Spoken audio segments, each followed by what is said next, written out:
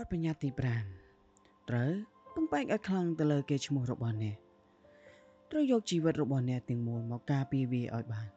គេឈ្មោះគឺជាសសរគោគ្រឹះនៃអំណាចតាមរយៈគេឈ្មោះនេះតែមួយមុខប៉ុណ្ណោះអាចឲ្យអ្នកបំផិតបំភ័យអ្នកដទៃនិងរកជ័យជំនះសម្រាប់ខ្លួនឯងបាន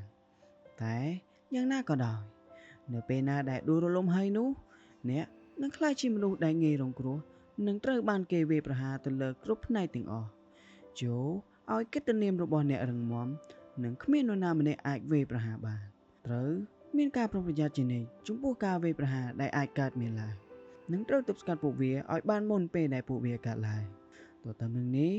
ចូលព្រៀនបំផ្លាញសត្រូវរបស់អ្នកតាមចន្លោះប្រហោងដែលគេបានបើកចំហដែលស្ថិតនៅក្នុងគេឈ្មោះផ្ទាល់ខ្លួនរបស់ពួកគេរួចឈរនៅម្ខាងហើយទុកឲ្យមតិសាធារណៈជាអ្នកព្យួរកពួកគេទៅចោលមនុស្សដែលស្ថិតនៅជុំវិញខ្លួនយើងសូម្បីតែមិត្តភក្តិជិតដិតនិងយើងបំផុតក៏ដោយក៏នៅតែមានអាថ៌កំបាំងនិងរឿងដែលមិនអាចយល់បានពីពួកគេអញ្ចឹងចរិតលក្ខណៈរបស់ពួកគេមានទីសម្ងាត់ដ៏អាថ៌កំបាំងដែលពួកគេមិនអាចបង្ហាញពួកវាចេញមកភាពមិនច្បាស់លាស់របស់អ្នកដទៃបង្ហាញពីការរំខានមកដល់យើងប្រសិនបើយើងមិនបានគិតគូរពីវាយូរលំមគ្រប់គ្រាន់ក៏ព្រោះតែវានឹងធ្វើឲ្យមានអារម្មណ៍ថាវាមិនអាចទៅរួចឡើយសម្រាប់យើងក្នុងការវិនិច្ឆ័យពីអ្នកដទៃនេះឯងម្ល៉េះហើយយើងក៏សុខចិត្តប្រងើយកន្តើយចំពោះការពិតមួយនេះហើយក៏បែរជាវិនិច្ឆ័យទៅលើលក្ខណៈខាងក្រៅរបស់ពួកគេទៅលើអ្វីដែលងាយអាចមើលឃើញនិងបំផុសដោយកសែភ្នែករបស់យើងដូចជាសម្លៀកបំពាក់កាយវិការពាក្យសម្ដីនិងសកម្មភាពជាដើមនៅក្នុងសង្គមជាក់ស្ដែងលក្ខណៈខាងក្រៅគឺជារង្វាស់នៃការវិនិច្ឆ័យរបស់យើងស្ទើរតែទាំងស្រុងហើយមិនត្រូវឲ្យខ្លួនផុងជឿទៅលើអ្វីខាងក្រៅនោះឡើយដូច្នេះការធ្វេសប្រហែលជាបន្តិចបន្តួចភាពឆ្កឹមឆ្គងមួយឬការផ្លាស់ប្ដូរលមុំទៅលើលក្ខណៈខាងក្រៅរបស់អ្នកអាចបង្ហាញពីក្តីមហន្តរាយដ៏ធំធេងបាននេះជាហេតុផលចំពោះសារៈសំខាន់នៃការបង្កើតនិងការរក្សាកេរ្តិ៍ឈ្មោះមួយដែលជាការបង្កើតឡើងដោយខ្លួនអ្នកផ្ទាល់កេរ្តិ៍ឈ្មោះនោះនឹងការពារអ្នកនៅក្នុងល្បែងនៃការបង្ហាញចេញមកនៃលក្ខណៈខាងក្រៅដ៏គ្រោះថ្នាក់របស់អ្នកដោយការបង្វែរភ្នែករបស់អ្នកដទៃពីការដឹងថាតើអ្នកមានលក្ខណៈបែបណាឲ្យពិតប្រាកដនិងផ្ដល់ឲ្យអ្នកនៅកម្រិតនៃការគ្រប់គ្រងទៅលើលំនាំដែលពិភពលោកវិនិច្ឆ័យមកលើអ្នកនោះផងដែរនេះឯងគឺជាលក្ខខណ្ឌទីតាំងដែលមានប្រសិទ្ធភាពមួយដែលអ្នកត្រូវស្ថិតនៅជាដំបូងអ្នកត្រូវប្រឹងប្រែងការងារជាដំបូងអ្នកត្រូវប្រឹងប្រែងធ្វើការដើម្បីបង្កើតកេរ្តិ៍ឈ្មោះមួយសម្រាប់គុណសម្បត្តិដ៏ឆ្នើមមួយជាមុនសិនមិនថាជារឿងសុបរធម៌ភាពស្មោះត្រង់ឬភាពប៉ិនប្រសប់អ្វីនោះទេលក្ខណៈសម្បត្តិមួយនេះនឹងធ្វើឲ្យអ្នកមានលក្ខណៈខុសប្លែកពីគេនឹងធ្វើឲ្យអ្នកដទៃជជែកលើកឡើងពីអ្នកបន្ទាប់មកអ្នកត្រូវធ្វើឲ្យកេរ្តិ៍ឈ្មោះរបស់អ្នកត្រូវបានគេស្គាល់ទៅលើមនុស្សជាច្រើនតាមដែលអាចធ្វើទៅបានយ៉ាងណាក៏ដោយត្រូវយកចិត្តទុកដាក់ក្នុងការកសាងវាបន្តិចម្ដងរួមជាមួយនឹងមូលដ្ឋានគ្រឹះដ៏រឹងមាំមួយប្រកបដោយភាពប៉ិនប្រសប់ហើយចូលព្យាយាមមើលថានៅពេលដែលវាផ្ដើមរីករាលដាលប្រៀបដូចទៅនឹងភ្លើងឆេះព្រៃហើយនោះគេឈ្មោះដ៏រឹងមាំមួយនឹងជួយបង្កើនវត្តមានរបស់អ្នកនិងជួយបំផាំងដល់ឥទ្ធិពលរបស់អ្នកដោយមិនចាំបាច់ចំណាយថាមពលអ្វីច្រើនឡើយវាអាចបង្កើននូវឥទ្ធិពលមួយជុំវិញខ្លួនអ្នកនិងជួយបង្កើតឲ្យមានការគោរពនិងថែមទាំងបង្កឲ្យមានភាពខ្លាចរអាថែមទៀតផងនៅក្នុងការប្រយុទ្ធគ្នានៅលើវាលខ្សាច់អាហ្វ្រិកខាងជើងកំឡុងសង្គ្រាមលោកទី2ឧត្តមសេនីយ៍អាល្លឺម៉ង់អ៊ីវីនរ៉ូមែលមានកេរ្តិ៍ឈ្មោះល្បីល្បាញសុសសាយទាក់ទងទៅនឹងរឿងល្បិចកលនិងការសំជើងគ្នាប្រកបដោយការបន្លំបោកប្រាស់ដែលបានវាយប្រហារទៅលើការភ័យខ្លាចរបស់មនុស្សគ្រប់គ្នាដែលប្រឈមមុខនឹងគាត់សូម្បីតែនៅពេលដែលកម្លាំងរបស់គាត់ត្រូវបានថយស្ទើរតែទាំងអស់ហើយនៅពេលដែលរកគ្រោះអង់គ្លេសមានចំនួនច្រើនជាងគាត់រហូតដល់ទៅ5ទល់នឹង1យ៉ាងណាក៏ដោយក៏នៅតែទីក្រុងទាំងមូលត្រូវបានជំនះចេញតាមរយៈប្រកាសដំណឹងអំពីការខិតចូលមកដល់របស់គាត់ដែរចូលធ្វើឲ្យកេរ្តិ៍ឈ្មោះរបស់អ្នកមានភាពសាមញ្ញហើយត្រូវពឹងផ្អែកលើគុណសម្បត្តិណាដែលខ្ពស់ដាច់គេមួយតែប៉ុណ្ណោះគុណភាពតែមួយនោះមានដូចជាការមានសមត្ថភាពការនិយាយស្ដី ឬភាពទាក់ទាញជាដើមដែលនឹងប្រែជាប្រភេទនៃបានផ្សព្វផ្សាយមួយដែលនឹងប្រកួតប្រកាសអំពីវត្តមានរបស់អ្នកនិងដាក់អ្នកដទៃឲ្យស្ថិតក្រោមអំណាចនិងឥទ្ធិពលរបស់អ្នកគេឈ្មោះគឺជាកំណត់ទ្រព្យដែលត្រូវប្រម៉ែប្រមូលនិងយកមកស្តុបទុកដោយក្តីប្រុងប្រយ័ត្នជាពិសេសនៅពេលដែលអ្នកបង្កើតវាមកឡើងជាលើកដំបូងអ្នកត្រូវតែការពារវាឲ្យបានតឹងរឹងជាទីបំផុតដោយត្រូវគិតទុកជាមុនទៅលើរាល់ការវាយប្រហារទាំងអស់ដែលនឹងអាចកើតមានឡើងទៅលើវានៅពេលណាដែលគេឈ្មោះរបស់អ្នករឹងមាំហើយនោះចូលក៏មិនដោយឲ្យខ្លួនឯងផ្ទុះកំហឹងឬប្រឹងការពារខ្លួនចំពោះមតិបង្ខិតបង្ខូចរបស់សត្រូវរបស់អ្នកដែលវានឹងបង្ហាញពីភាពអសន្តិសុខរបស់អ្នកនិងមិនមែនជាទំនុកចិត្តដែលអ្នកមានទៅលើគេឈ្មោះរបស់អ្នកនោះឡើយចូលដើរនៅលើមេគាដ៏ឧត្តមឧត្តមមួយចំនួនវិញហើយមិនត្រូវបង្ហាញពីភាពអស់សង្ឃឹមក្នុងការការពារខ្លួនឡើយយ៉ាងវិញទៀតចូលវាយប្រហារទៅលើគេឈ្មោះរបស់អ្នកដទៃគឺជាអាវុធដ៏មានឥទ្ធិពលមួយជាពិសេសនៅពេលដែលអ្នកមានអំណាចតិចតួចជាងពួកគេមានអ្វីជាច្រើនដែលត្រូវបានបាត់បង់នៅក្នុងសមរភូមិមួយនេះហើយគេឈ្មោះដ៏តូចមួយរបស់អ្នកបានត្រឹមតែផ្ដល់ឲ្យពួកគេនៅគោលដៅដ៏តូចមួយនៅពេលដែលពួកគេព្យាយាមកប់កំហឹងភ្លើងរបស់ពួកគេត្រឡប់មករកអ្នកវិញនោះប៉ុណ្ណោះប៉ុន្តែយុទ្ធសាស្ត្រមួយនេះគឺត្រូវតែអនុវត្តប្រកបដោយភាពជំនាញត្រឹមត្រូវច្បាស់លាស់ហើយអ្នកមិនត្រូវកក់ចូលទៅក្នុងការសងសឹកដ៏ឆាតឆាយណាមួយជាដាច់ខាតប្រសិនបើអ្នកមិនអាចវាយប្រហារបំបែកគេឈ្មោះសត្រូវរបស់អ្នកដោយភាពឆ្លាតវៃទេនោះដូច្នេះអ្នកនឹងបំផ្លាញខ្លួនឯងវិញដោយមិនដឹងខ្លួនជាមិនខានសូមកុំធ្វើការវាយប្រហារខ្លាំងជ្រុលពេកព្រោះវានឹងទាក់ទាញការយកចិត្តទុកដាក់ពីពួកគេកាន់តែខ្លាំងឲ្យចូលមកការសងសឹកទៅលើអ្នកវិញចូលកុំធ្វើការវាយប្រហារជ្រុលខ្លាំងពេកព្រោះវានឹងទាក់ទាញការយកចិត្តទុកដាក់ពីពួកគេកាន់តែខ្លាំងឲ្យចូលមករកការសងសឹកទៅលើអ្នកវិញជាជាងបុគ្គលដែលកំពុងតែមូលបង្កាច់នោះទៅទៀតនៅពេលដែលគេឈ្មោះផ្ដោខ្លួនរបស់អ្នករឹងមាំហើយនោះចូលប្រើប្រាស់យុទ្ធសាស្ត្រដែលកាន់តែមានប្រសិទ្ធភាពជាងមុនដូចជាការសរសេររិះគន់និងការចំអកបង្អាប់ជាអាចដើម្បីធ្វើឲ្យគូប្រជែងរបស់អ្នកចុះខ្សោយខណៈពេលដែលវាកំពុងតែធ្វើឲ្យអ្នកក្លាយជាជនចំអកចង្អានជនចំអែចំអន់ឲ្យគេម្នាក់ដែលពោពេញទៅដោយភាពមុនស្នេហ៍នៅពេលរាជសីដែលពោពេញទៅដោយអំណាចបែរទៅជាប្រឡែងលេងជាមួយនឹងសត្វកណ្ដុរដែលបានរត់ឆ្លងកាត់ផ្លូវរបស់វានោះប្រតិកម្មរបស់សត្វដទៃនឹងបំផ្លាញដល់គេឈ្មោះដ៏គួរឲ្យខ្លាំងខ្លាចរបស់វាមិនខានអណ្ដងរ៉ែដែលពោពេញទៅដោយពេជ្រនិងត្បូងទទឹងអ្នកបានជីករកវាអ្នកបានរកឃើញវាហើយភាពស្ដុកស្ដំរបស់អ្នកក៏ត្រូវបានធានាទាំងស្រុងចូលយកជីវិតរបស់អ្នកការពារវាចោលលួចនិងចោលប្លន់នឹងលេចមុខឡើងគ្រប់ទិសទីសូមកុំខ្វះការយកចិត្តទុកដាក់ចំពោះទ្រព្យសម្បត្តិរបស់អ្នកឲ្យសោះហើយចូលធ្វើវាឲ្យភ្លឺចិញ្ចាំងជានិច្ចព្រោះពេលវេលានឹងបន្ថយពន្លឺភាពរលោងនៃគ្រឿងអលង្ការ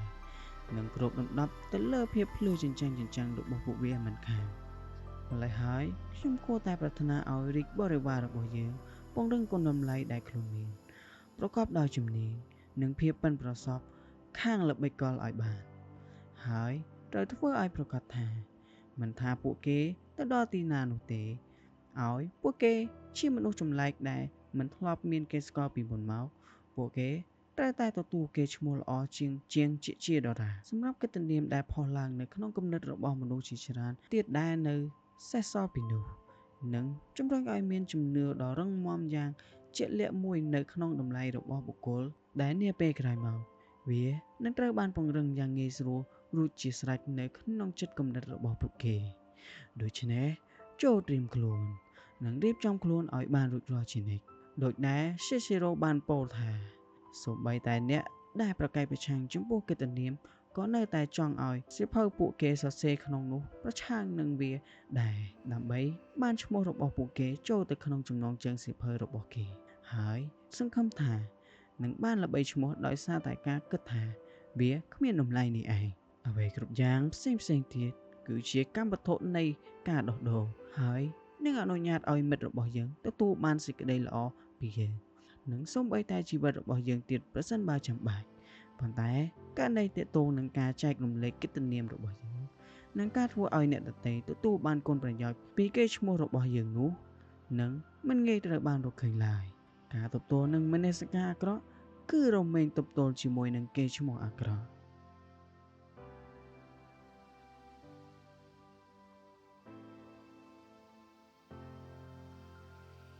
បទបញ្ញត្តិទី6ព្យាយាមស្វែងរកការចាប់អារម្មណ៍ទោះជាត្រូវលះបង់ប៉ុណ្ណាក៏ដោយអ្វីៗគ្រប់យ៉ាងត្រូវបានវិនិច្ឆ័យទៅតាមលក្ខណៈខាងក្រៅរបស់វាអ្វីដែលមើលមិនឃើញនឹងចាប់ទុកថាគ្មានអត្ថិភាពដូច្នេះសូមកុំបណ្ដោយឲ្យខ្លួនឯងវង្វេងលោកលំនៅក្នុងបណ្ដាហ្វូងមនុស្សឬត្រូវបានកប់ជ្រៅនៅក្នុងស្ថានភាពមួយដែលគ្មាននរណាម្នាក់ចាប់អារម្មណ៍នឹងយើងឲ្យសោះចូលធ្វើឲ្យខ្លួនឯងបានឃើញត្រូវមានភាពច្បាស់លាស់និងប្រកបវិជ្ជាថាបើទោះបីជាលះបង់ប៉ុណ្ណាក៏ដោយចូលធ្វើខ្លួនឲ្យដូចជាមេដែលស្រូបទាញយកការចាប់អារម្មណ៍តាមរយៈការបង្ហាញលក្ខណៈខាងក្រៅដ៏ធំដុំជាងមុនចម្រុះពណ៌លេចធ្លោជាងមុននិងអាចកំបាំងជាងបណ្ដាហ្វូងមនុស្សដែលសភាពរៀបសារនិងកំសាខ្មៅអៀនឲ្យបានការចេះដុតបញ្ឆេះភ្លើងឲ្យភ្លឺជាងបុគ្គលដែលនៅជុំវិញខ្លួនអ្នកគឺជាជំនាញមួយដែលគ្មាននរណាម្នាក់មានតាំងពីកំណើតនោះទេអ្នកត្រូវរៀនពីរបៀបទាក់ទាញចំណាប់អារម្មណ៍ពីអ្នកដទៃឲ្យបាននៅពេលដែលអ្នកចាប់អាជីពការងារមួយនៅពេលដែលអ្នកចាប់អាជីពការងាររបស់អ្នកត្រូវចេះផ្សារភ្ជាប់គឺតានាមនិងកេរ្តិ៍ឈ្មោះរបស់អ្នកទៅនឹងគុណសម្បត្តិមួយនិងរូបភាពមួយដែលញែកអ្នកចេញពីបណ្ដាមនុស្សដទៃទៀតរូបភាពនេះអាចជាអ្វីម្យ៉ាងដូចជាចរិតលក្ខណៈទៅលើការស្លៀកពាក់ឬជាបុគ្គលលក្ខណៈដែលខុសប្លែកពីគេពីឯងដែលធ្វើឲ្យមនុស្សម្នាពេញចិត្តនិងត្រូវបានគេនិយាយលើកឡើងជាអាតនៅពេលដែលរូបភាពមួយត្រូវបានបង្កើតឡើងហើយនោះអ្នកនឹងមានរូបរាងមួយដែលរូបរាងនេះគឺជាលក្ខណៈខាងក្រៅនិងវាលំហនៅលើផ្ទៃមេឃមួយសម្រាប់កាយរបស់អ្នកហើយវាជាកំហុសដ៏ទូទៅមួយក្នុងការគិតថាលក្ខណៈខាងក្រៅ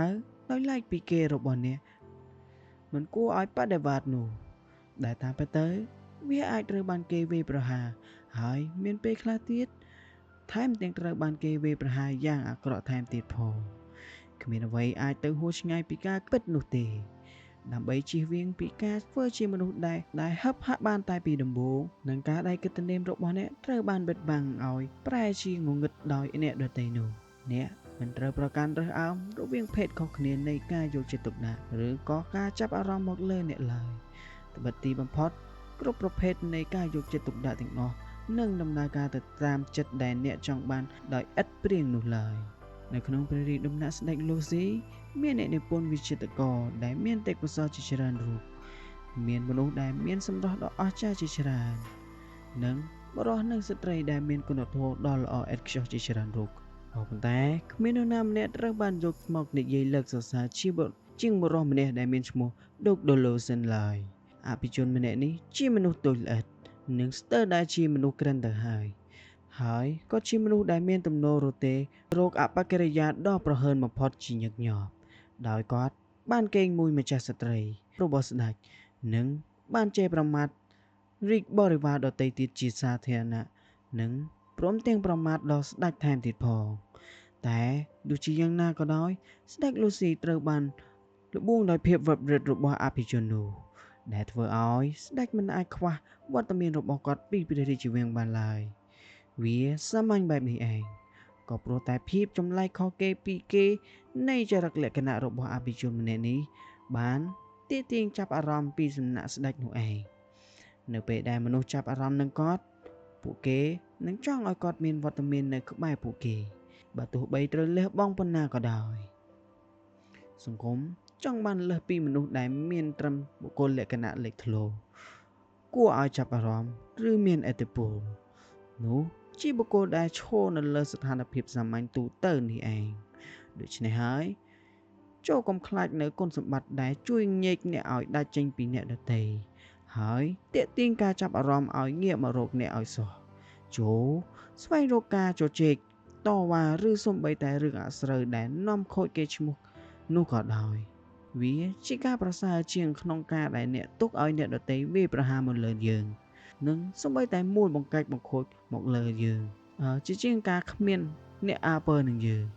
ប្រសិនបើអ្នករកឃើញថាខ្លួនកំពុងស្ថិតនៅក្នុងទីតាំងដ៏ទាបមួយ តែផ្ដល់ឱកាសដ៏តិចតួចសម្រាប់អ្នកក្នុងការទាក់ទាញការចាប់អារម្មណ៍ពីអ្នកដទៃនោះ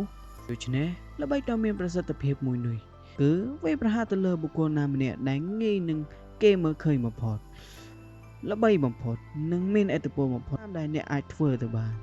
នៅពេលដែល Pedro Argentino ជាក្មេងប្រុសបម្រើម្នាក់និងជាជនជាតិរ៉ូម៉ាំងវ័យក្មេងម្នាក់នៅដើមសតវត្សទី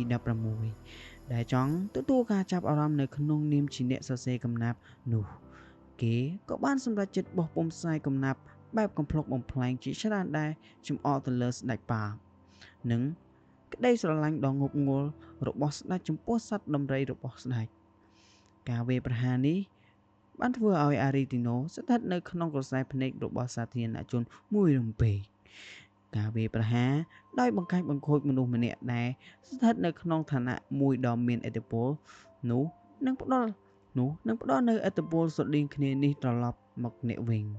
យ៉ាងណាក៏ដោយចូលចាំថាត្រូវប្រើយុទ្ធសាស្ត្របែបនេះប្រកបដោយការប្រុងប្រយ័ត្នជាទីបំផុតបន្ទាប់ពីអ្នកទទួលការចាប់អារម្មណ៍ពីសាធារណជនហើយពោលគឺនៅពេលដែលសកម្មភាពរបស់អ្នកត្រូវបានធ្វើដដែលរហូតប្រែក្លាយជាសារពលាបលែងមានឥទ្ធិពលដូចមនុស្សនៅពេលណាដែលអ្នកបញ្ចេញមុខមាត់ពិតរបស់អ្នកហើយនោះអ្នកត្រូវតែធ្វើឡើងជាថ្មីម្ដងទៀតឲ្យបានជាប់លាប់ជានិច្ចដោយការសម្របខ្លួនកែសម្រួលនិងផ្លាស់ប្ដូរវិធីសាស្ត្រក្នុងការស្វែងរកការទាក់ទាញយកចិត្តទុកដាក់មកលើអ្នកបើសិនបើអ្នកមិនអនុវត្តបែបនេះទេសាធារណជននឹងកាន់តែធុញទ្រាន់និងមើលរំលងអ្នកនិងបន្តតែចាប់អារម្មណ៍ទៅលើតារាថ្មីផ្សេងទៀតជំនួសអ្នកមិនខានល្បែងនេះគឺទាមទារឲ្យមានការប្រុងប្រយ័ត្ននិងភាពច្នៃប្រឌិតជាប្រចាំបាប្លូពីកាសូមិនដែលទុកឲ្យខ្លួនត្រូវរលាយទៅកាន់ផ្ទៃខាងក្រោយនោះទេមានន័យថា